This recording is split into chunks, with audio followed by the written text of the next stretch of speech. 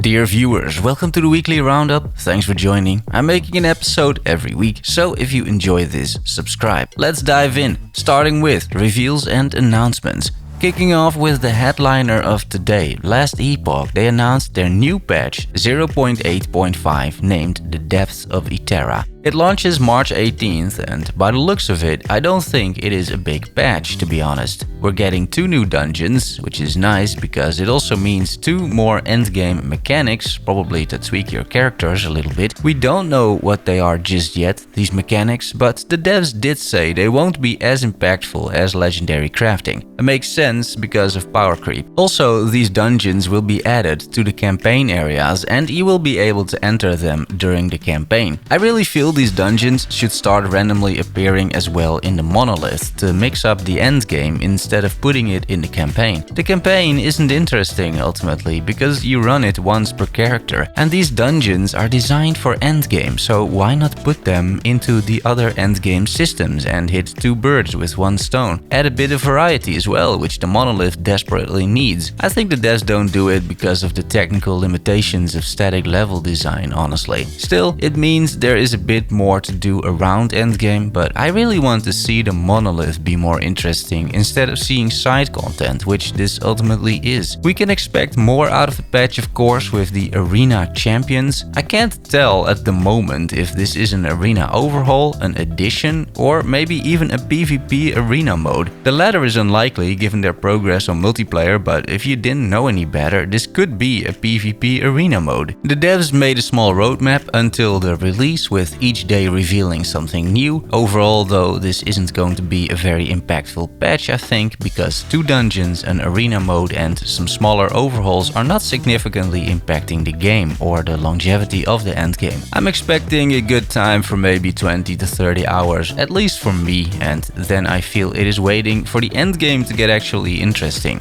Be aware that this is from my perspective, that is someone who spent already a lot of time in endgame really wishing for a shakeup over there, or at least some unexpected events while grinding. I'm always looking forward to a new patch and the devs may have a surprise or 2 up their sleeve still, who knows. Once again, the release is March 18th with more info on the way. If you're ever looking for a great adventure game you can play with a friend, Outward is the game for you. I played this with a colleague actually, because as you know I have no friends and it was a lot of fun. It's a cult classic, this one, and after 3 years the definitive edition is about to launch. No release date yet, but still worth mentioning I feel, because Outward really is an excellent game that is flying under many people's radars. And as I know you love the niche games in these episodes, I thought I'd include it in the news. The devs from Sir Whoopass posted a post saying pretty much nothing. I'm not sure you know about Sir Whoopass. I've been following it for years. It is, I feel, in development or development hell for years. But it also has a funny game trailer, which makes me excited about this ARPG that doesn't take itself seriously at all and seems to be one massive parody on the genre. The game absolutely could suck, I know, but at least it's got a sense of humor and it doesn't look half bad either. Something for on your radar, I feel. Release date still unknown, but according to the post, at least school kids playtested the game. I mean, I guess that's something. Small update from the Chinese developers from My Time at Sandrock, the indie builder survival game with a cute art style and an incredibly cute predecessor as well called My Time at Portia. They still don't have the certificate required from the Chinese government to actually release their game into early access on Steam. It's rather commonly known that China adjusts certain movies, for example, from the West that want to release in China. They also have the power to completely prohibit a Chinese game from releasing apparently. The devs are waiting for the certificate since July 2021 and it is still ongoing according to the latest update. Kind of a shitty situation for such an innocent game as well. Hopefully they'll get it soon because this game is most likely going to be great.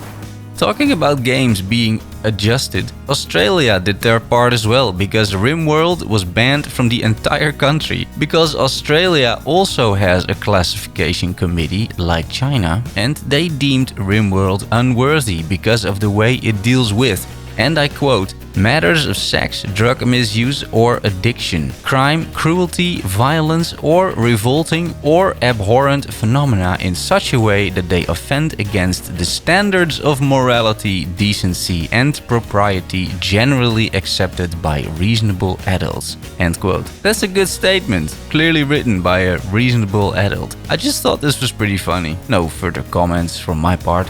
Farthest Frontier, the new game from Grim Dawn developer Crate Entertainment, released their first trailer showing the game for the first time. I already reported a long time ago on this game and showed some pictures because that's all we had. It was also in my 22 games to look forward to in 2022 video, this city builder. And now, to see the towns for the first time, it feels good. I have very high expectations for this game, which should release this year because of Grim Dawn. Can't wait to play this title, honestly.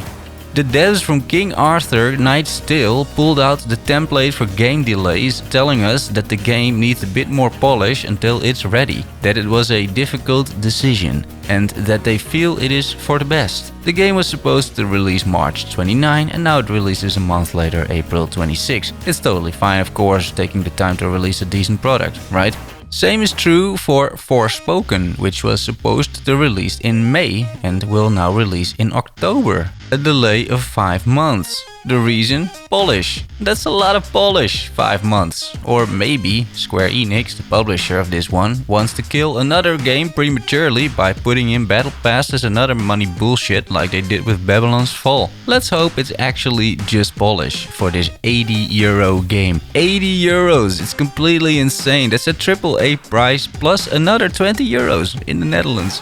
More delays, this time without a release date at all. Undecember just announced it's not going to release anytime soon. The game is out in Korea, it requires fixing, and until that is done, it's not likely we'll hear from the devs regarding a release, according to the devs. At least they didn't use the game delay template, I appreciate that.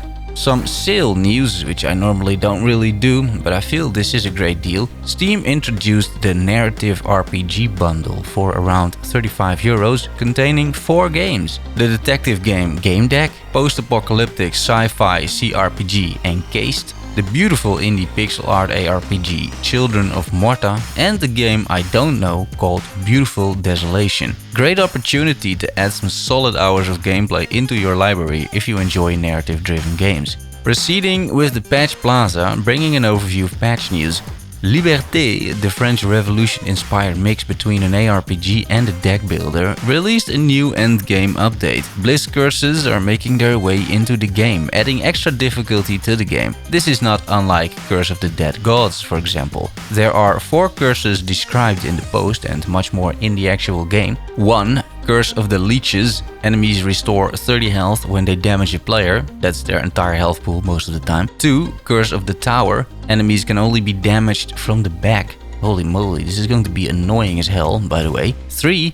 Curse of the Infestation. Enemies decompose into pools of maggots upon death. Maggots follow the player, attempting to devour him. And 4. Curse of the Living Death. Enemies turn into zombies after being killed. They hunger their killer's blood. It's unclear if you can kill these maggots or zombies, or if they behave like the flies from the summoners in this game, which just despawn after a while and they are unkillable. You can select up to 6 random curses. The more you select, the more loot you get. I've been playing Liberté for a bit as I got a review key and I'm still making up my mind about it currently. I'm not impressed, that's for sure. There are some nice features in there and the card deck can work as a source for your abilities, but ultimately the game is short, void of real content, and it doesn't have a whole lot of replay value in its current early access state. It's not too expensive though, and I think it has potential if it manages to make the combat more fluid and gets rid of some of the convoluted systems in there. It is something to keep an eye on. This could be a lot of fun in a year or so.